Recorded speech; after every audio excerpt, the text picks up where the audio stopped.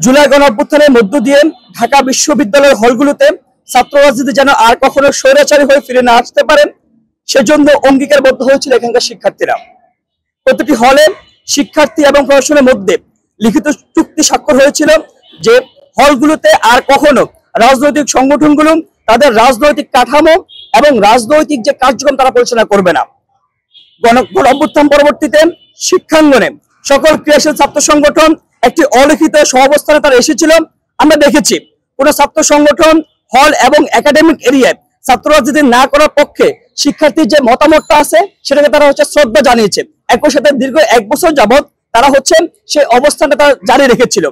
কিন্তু প্রকাশ্যে না আসে আমরা কি দেখেছি, প্রকাশ্যে না আসেও হলগুলোতে ইসলামী ছাত্র শিবির তাদের গুপ্ত কমিটিকে কার্যকর রেখেছে। আমরা দেখেছি ইতিপূর্বে তাদের কমিটি ছিল এবং শিক্ষার্থীরা যখন ছাত্র রাজনীতি হলগুলোতে বন্ধ করেছিল, নিষিদ্ধ করেছিল, তার পরবর্তীতে গণঅভ্যুত্থান পরবর্তীতে ছাত্র শিবির তাদের যে বিগত হল কমিটি তারা শিক্ষার্থীদের যে কমিটমেন্টের জায়গাটা তারা আগ্রাহ্য করেন, তারা সেই কমিটি বহাল রেখেছে।